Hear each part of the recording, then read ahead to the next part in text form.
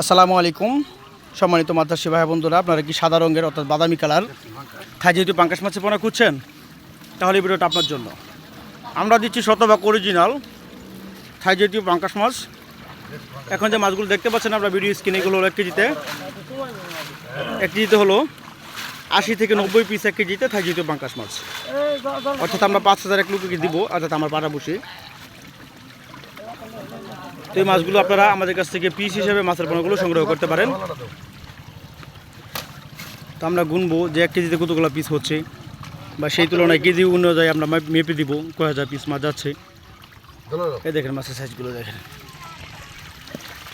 আপনারা যদি অরিজিনাল থাই যেহেতু পাঙ্কাশ মাছ নিতে চান, তাহলে এই মাছগুলো আপনাদের কালেক্ট করতে হবে। কেজিতে 80 থেকে 90 পিস 1 কেজিতে।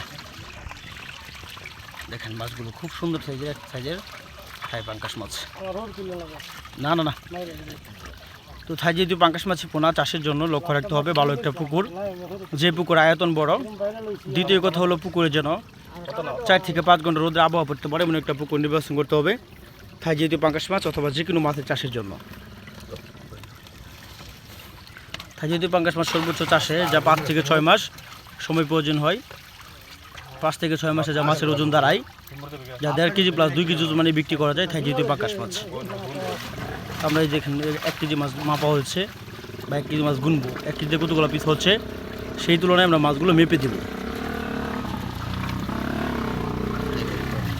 এক বেডিংয়ের থাই পাঙ্কাশ মাছ, এক সাইজের সাদা রঙের বাদামি কালার অরিজিনাল থাই পাঙ্কাশ।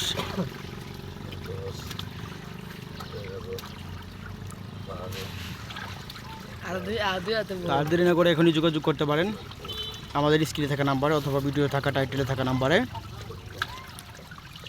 আমাদের এখানে শিং, মাগুর, পাবদা, গুলশা, ট্যাংরা মাছ সকল ধরনের মাছের পোনা উৎপাদন করা হয়।